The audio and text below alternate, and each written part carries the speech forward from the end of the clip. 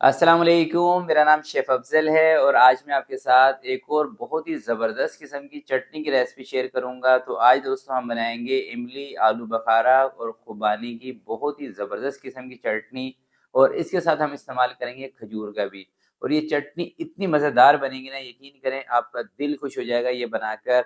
और आप इस चटनी को फ्रूट चाट के साथ, दही बड़ों के साथ, समोसों के साथ, पकौड़ों के साथ आप इसको इस्तेमाल कर सकते हैं, कचौरी के साथ इस्तेमाल कर सकते हैं। और स्पेशली आपने इसको फ्रूट चाट के अंदर एक मरतबा ज़रूर ट्राई करना है। इंशाल्लाह आपको मज़ा आने वाला है, ऐसी रेसिपी है। तो चलें फिर इसको बनाना स्टार्ट। बिस्मिल्लाहिर्रहमानिर्रहीम। सबसे पहले ये देखिए मैंने ली है 125 ग्राम यानी कि आधा पाव खुश्क खुबानी, और ये बीज वाली है। इसके अंदर एक बगैर बीज वाली मिलती है, वो भी आप ले सकते हैं। 100 ग्राम इमली और 125 ग्राम आलू बखारा मैं ले रहा हूँ, और तकरीबन 125 ग्राम इसके अंदर खजूर शामिल कर लें। तो इन तमाम चीज़ों को आपने गर्म पानी के साथ भिगो कर रख देना है और ओवरनाइट रखना है। देखें इसके अंदर इमली खजूर तो जल्दी सेट हो जाती हैं, मगर आलू बखारा और खुबानी ये टाइम लेती है, तो इसका जो बीज है ना वो इसके अंदर से निकलेंगे नहीं, ठीक है। इसलिए इसको रात भर भिगोना ज़रूरी है।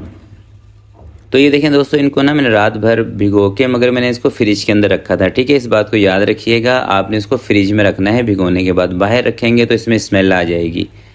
अब आपने इसकी गुठलियाँ निकाल देनी है इस तरीके से। देखें जब ये रात भर पानी के अंदर भीगे रहते हैं ना, तो गुठलियाँ आसानी से आप इसकी हाथ की मदद से ही निकाल सकते हैं। 5 से 6 मिनट आपको लगेंगे।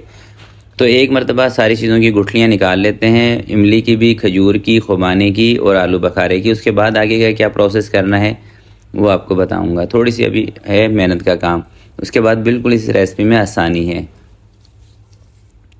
तो ये देखें दोस्तों, तमाम चीज़ों की गुठलियाँ मैंने निकाल दी हैं, और अब इसको हमने जूसर के जग में डाल के पीस लेना है, इसका पेस्ट बना लेना है। ये गुठलियाँ भी आपको नज़र आ रही हैं, ये सारे पीसेस हैं। इसके अंदर एक भी गुठली नहीं है। इस चीज़ का आपने ख्याल करना है कि गुठलियाँ नहीं होनी चाहिए, वरना अगर आप जूसर के जग में गुठलियाँ डाल के पीसेंगे ना तो वो टूट भी सकती हैं, उसके अंदर मिक्स हो सकती हैं। तो अब इसको जूसर के जग के अंदर डाल के आपने इसका पेस्ट बना लेना है। और ये जो मैं आपको रेसिपी बता रहा हूँ ना, यकीन करें कराची के अंदर एक बहुत मशहूर फ्रूट चाट वाला है, जिसकी दही वाली जो फ्रूट चाट है ना बहुत मशहूर है, और उसके साथ यही वाली चटनी बना के देते हैं। तो ये उन्हीं की रेसिपी है, नाम मैं आपको नहीं बताऊंगा, मगर कराची के अंदर एक बहुत मशहूर फ्रूट चाट वाला है, उसकी रेसिपी है। और इंशाल्लाह जब भी आप इसको बनाएंगे ना आपको मज़ा आएगा, इस बात की गारंटी है। तो पेस्ट बनाने के बाद आपने इसको एक कढ़ाई के अंदर शिफ्ट कर लेना है, और इसके अंदर आपने इसको पकाना है।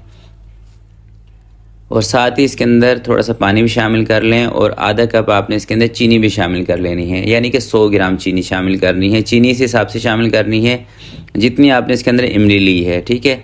1 चम्मच इसके अंदर कश्मीरी लाल मिर्च, सौंफ का पाउडर 1 छोटा चम्मच इसके अंदर मैं शामिल कर रहा हूँ। अदरक का पाउडर ये भी 1 छोटा चम्मच। कश्मीरी लाल मिर्च के अंदर देखें तीखापन नहीं होता, ये सिर्फ कलर के लिए इसके अंदर इस्तेमाल करते हैं, इससे कलर बेहतरीन सा आ जाएगा। अगर कश्मीरी लाल मिर्च आपके पास नहीं है, फिर आप इसके अंदर कलर भी ऐड कर सकते हैं। कलर नहीं ऐड करना चाहते हो तो बग़ैर कलर के, बग़ैर कश्मीरी लाल मिर्च के भी आप इसको बना सकते हैं। अब चीनी वगैरह तमाम चीज़ें आपने इसके अंदर ऐड करने के बाद 5 से 6 मिनट के लिए आपने इसको पकाना है। और एक और बात मैं आपको बता देता हूँ कि ये चटनी मैं थोड़ी सी थिक बना रहा हूँ, और जहाँ की मैंने आपको रेसिपी बताई है ना, वहाँ पर ये चटनी थोड़ी सी आपको पतली मिलेगी, मगर मुझे थोड़ी सी थिक बनानी थी, इसलिए इसके अंदर मैंने पानी का इस्तेमाल कम किया है। आप चाहें तो इसके अंदर थोड़ा सा पानी 200 ml के करीब और ऐड कर सकते हैं। 200 ml के करीब पानी इसके अंदर और चला जाएगा। 5 से 6 मिनट तक आप इसको पकाएंगे, तमाम चीज़ों का कच्चापन ख़त्म हो जाएगा और इसकी शेल्फ लाइफ भी इंक्रीज़ हो जाएगी। तो ये देखें दोस्तों, इस चटनी को कोई 5 से 7 मिनट मैंने पका लिया है मीडियम से फ्लेम पर। अब इसका चूल्हा बंद करके इसको करते हैं ठंडा, और ठंडे होने के बाद जो इसकी कंडीशन आएगी वो आपको दिखाऊंगा। और यकीन करें बहुत ही मज़ेदार ये चटनी है, मुझे तो बहुत पसंद है ये चटनी। आप भी इस रेसिपी को ज़रूर ट्राई कीजिएगा।